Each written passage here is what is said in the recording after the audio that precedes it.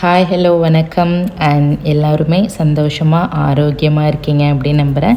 And இன்றைக்கி வீடியோக்குள்ளே போகிறதுக்கு முன்னாடி ஒரு விஷயம், வீடியோவை ஃபுல்லாக பார்த்துட்டு மறக்காமல் சப்ஸ்கிரைப் பண்ணிக்கோங்க. அண்ட் பிடிச்சிருந்தா லைக் ஷேர் அண்ட் கமெண்ட் பண்ணிவிடுங்க. வீடியோக்குள்ளே போகலாமா? அண்ட் இது ஒரு ரேண்டமான டே விலாக் தான். இது லாஸ்ட் வீக் தேர்ஸ்டே நான் எடுத்த விலாகு, கொஞ்சம் லேட்டாக தான் வருது, தட்ஸ் ஓகே. அண்ட் இது என்னென்னா மார்னிங் நான் ஒரு 2-3 டேஸ் பிஃபோர் கேட்டிருந்தேன், உங்களுக்கு என்னோடய பூஜை ரூம் வீடியோ வேணுமா இல்லை கிச்சன் டூர் வேணுமா அப்படின்னு சொல்லிட்டு கேட்டிருந்தேன். நிறைய பேர் மெசேஜ் கமெண்ட் பண்ணியிருந்தீங்க, நிறைய பேர் பர்சனலாகவும் மெசேஜ் பண்ணியிருந்தீங்க. ஸோ அதுக்கான கொஞ்சம் கெட்டிங் ரெடின்னு கூட வச்சுக்கலாமே. கிச்சன் இந்த லைட்ஸ் எல்லாம் பார்த்தீங்கன்னா இந்த வீட்டுக்கு ஒரு விலாக் போட்டிருப்பேன், ஒரு 1 டே 2 டேஸ்லேயே போட்டிருப்பேன்னு நினைக்கிறேன். இந்த மாதிரி ஷாப்பிங் விலாக் ஒன்று எடுத்துகிட்ருக்கேன் அப்படின்னு சொல்லிட்டு அப்பா வாங்கின லைட்ஸ் இது இன்னும் செட் பண்ணலை. ஸோ ஹஸ்பண்ட் சரி இன்னைக்கு டைம் இருக்குது எனக்கு அப்படின்னு சொல்லிட்டு காலையில் கொஞ்சம் நேரம் டைம் ஸ்பெண்ட் பண்ணி எல்லாத்தையும் செட் பண்ணி கொடுத்துட்டு இருந்தாங்க.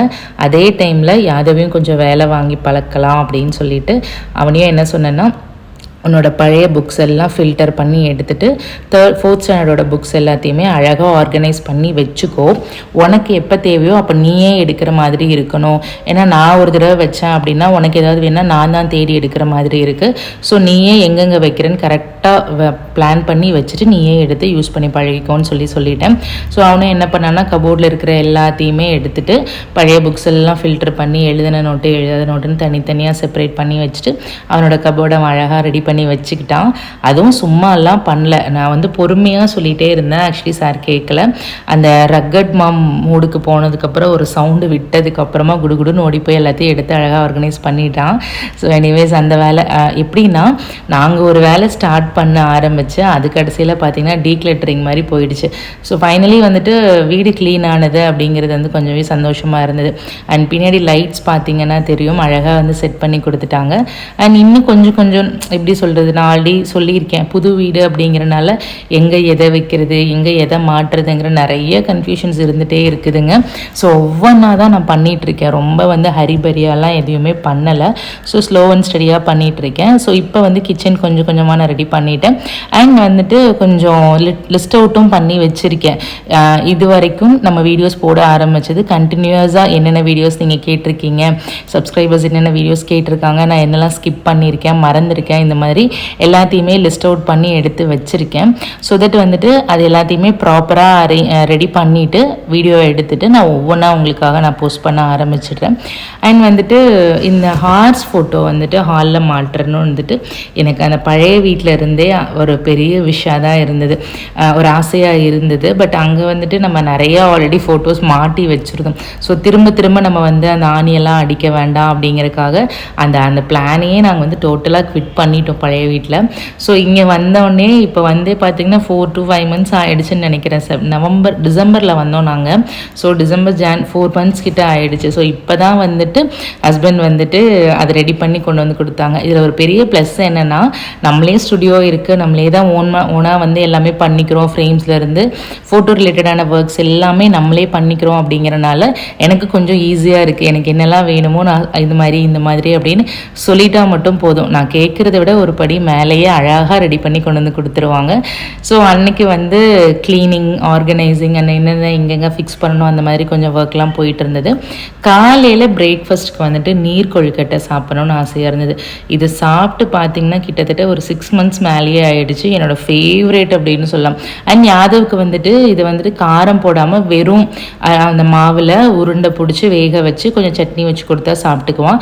பட் அன்னைக்கு நான் என்ன பண்ணேன், சும்மா இப்படியே சாப்பிட்டு பழகாத, வெறும் இதாகவே கொஞ்சம் நாங்கள் சாப்பிட்ற மாதிரி அந்த வெங்காயம் மிளகாயெல்லாம் போட்டு தாளித்து செஞ்சு தரேன், அந்த மாதிரி சாப்பிடு அப்படின்ட்டு முன்னாடியே அவனுக்கு டிஸ்க்ளைமரை போட்டுட்டு தான் நான் சமைக்கவே ஆரம்பித்தேன். என்ன பண்ணேன்னா, பச்சரிசி எந்திரிச்ச உடனே ஊற வச்சிட்டேன். 4 மணிக்கெலாம் பச்சரிசி ஊற வச்சிட்டேன். ஸோ இந்த வேலை இவங்க சைட் பை சைடு இவங்க பார்க்கும்போது கிச்சனில் இடம் கிடைச்ச உடனே ஓடி போயிட்டு பச்சரிசியும் அரைச்சிட்டு மாக்கோலம் போடலாம். எப்போல்லாம் இந்த பச்சரிசி மாவை பார்க்குறனோ அப்போல்லாம் எனக்கு மாக்கோலம் போட்டே ஆகணுங்கிற மாதிரி ஒரு மைண்ட் செட் இருக்கும். ஸோ கொஞ்சமாக கோலத்துக்கு அளவாக எடுத்து வச்சுட்டு அண்ட் நான் சமைக்க ஆரம்பிச்சிட்டேன். இதுக்கு பச்சரிசி நல்லா ஊற வச்சு அரைச்சி எடுத்துக்கோங்க மாவு மாதிரி. அதுக்கு தாளிப்புக்கு ஆயிலில் கடுகு, உளுத்தம் பருப்பு, காஞ்ச மிளகாய், கடலைப்பருப்பு, வெங்காயம், வரமிளகாய், கருவேப்பிலை இது எல்லாத்தையும் பெருங்காயத்தூள் எல்லாம் போட்டு நல்லா அந்த கண்ணாடி பதம்னு சொல்லுவாங்க இல்லையா, வெங்காயம் அந்த மாதிரி வந்தோடனே உப்பு போட்டு நல்லா இது வதக்கி எடுத்துருங்க. அந்த வேலை முடிஞ்சிருச்சு துரைக்கு. சாருக்கு வந்து அந்த க்ளீனிங் வேலை கொடுத்துருந்தேன் இல்லைங்களா, அது முடிஞ்சதுக்கப்புறம் டேரெக்டாக வந்து டிவியில் உட்காந்தான். சரி இங்கே வா, நீ வந்து என் கூட சேர்ந்து சமைச்சிக்கோவா அப்படின்னு சொல்லி கூப்பிட்டு அவனை வதக்க விட்டேன். 2 நிமிஷம் வதக்கிட்டு இருந்தான். அதுக்கப்புறம் அவன் போயிட்டான். ஏன்னா இதுக்கு அடுத்த ப்ராசஸ் வந்து பார்த்திங்கன்னா, இந்த மாவை வந்து கைவிடாமல் நம்ம கிளறிட்டே இருக்கணும். இல்லை அப்படின்னா நல்லா கெட்டியாயிடும், அது வந்து வேகாமல் போயிடும்.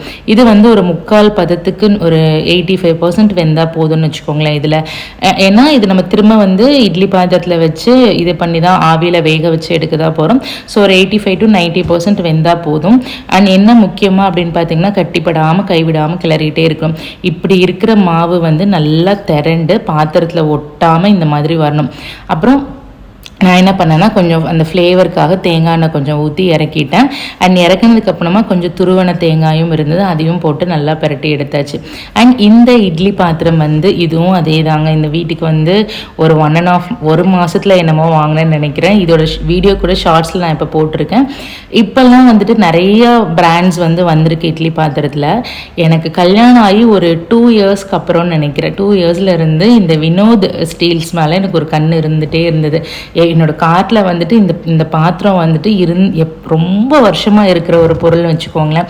பட் கொஞ்சம் எக்ஸ்பென்சிவாக இருக்கிற மாதிரி ஃபீல் ஆச்சு. அப்படிங்கிறனாலேயே நான் வாங்கவே இல்லை. பட் ஒரு நாள் வாங்குவேன் அப்படிங்கிற மாதிரி இருந்தேன். ஸோ இப்போ என்ன ஆயிடுச்சுன்னா, வீடு காலி பண்ணி வரும்போது என்னோட அந்த அலுமினியம் இட்லி பாத்திரம் இருக்குது இல்லைங்களா, அது அப்புறம் இன்னொரு 4-5 அலுமினியம் பாத்திரம்லாம் ஒரு கவரில் பெரிய பேக்கில் போட்டு வச்சுருந்தேன். பட் அந்த கவரே எங்கேயோ மிஸ் ஆகிடுச்சு. ஸோ என்ன பண்ணுறது, நானும் வெயிட் பண்ணி பார்த்தேன். அப்புறம் என்ன பண்ணால் ஒரு 2-3 தடவை பெரிய கெஸ்ட் எல்லாம் வந்தாங்கன்னா இட்லி ஊற்றுவோம் இல்லையா, அந்த இட்லி பாத்திரத்தை எடுத்து வச்சு யூஸ் பண்ணிட்டு இருந்தேன்.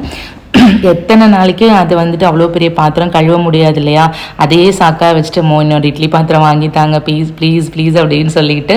அண்ட் ஃபைனலி அவங்க வந்து எனக்கு இது வாங்கி கொடுத்துட்டாங்க. என்ன மிஸ்டேக் பண்ணிட்டேன் அப்படின்னா, கொஞ்சம் இதுக்கு அடுத்த சைஸ் தான் நான் வந்து பிளான் பண்ணியிருந்தேன். பட் ஏதோ ஞாபகத்தில் எனக்கு தெரியல, ரொம்ப நாளாக இது காட்டில் இருந்தனால சரி இது ஓகேவா இருக்கும் அப்படின்னு நினச்சிட்டு தான் நான் இதை ஆர்டர் பண்ணிட்டேன். இது வந்து பார்த்தீங்க அப்படின்னா ஒரு 3 பேர் இருக்கிற ஃபேமிலிக்கு சூப்பர் கன்வீனியண்ட்டாக இருக்கும், பர்ஃபெக்டாகவும் இருக்கும். ஸோ அதனால வந்துட்டு இது நல்லா இருக்குது. அண்ட் வேணும்னா இது தனியாக வந்து ஒவ்வொரு பார்ட்டாக வந்து நான் காமிச்சு உங்களுக்கு ரிவ்யூ வீடியோ ஒன்று போடுறேன்.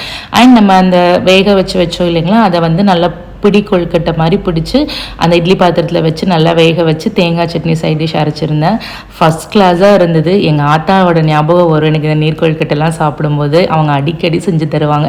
ஸோ இன்றைக்கி டே வந்து இப்படி தான் போச்சு. அண்ட் நாளைக்கு வந்து ஃப்ரைடே அப்படிங்கிறனால பூஜை சாமான் எல்லாத்தையுமே கழுவி ரெடி பண்ணி எடுத்து வச்சாச்சு. அண்ட் பூஜை ரூம் வீடியோ தாங்க நிறைய பேர் கேட்டிருக்கீங்க. அண்ட் இந்த பித்தளை பாத்திரம் பூஜை சாமான் கலெக்ஷன்ஸுமே கேட்டிருக்கீங்க. கண்டிப்பாக எல்லாத்தையுமே நான் போஸ்ட் பண்ணுறேன் உங்களுக்காக. என்கிட்ட என்னெல்லாம் இருக்குது, எங்கெங்கே வாங்கினேன், இது எல்லா டீட்டெயிலுமே எதெல்லாம் ஞாபகம் இருக்கோ அது எல்லாத்தையுமே நான் உங்கள் கூட ஷேர் பண்ணிக்கிறேன். Thank you so much. கண்டிப்பாக இந்த குட்டி விலாக் வந்து உங்களுக்கு பிடிச்சிருக்கும் அப்படின்னு நான் நினைக்கிறேன். பிடிச்சிருந்தா மறக்காமல் சப்ஸ்கிரைப் பண்ணிவிட்டு நம்ம சேனலை பாருங்கள்.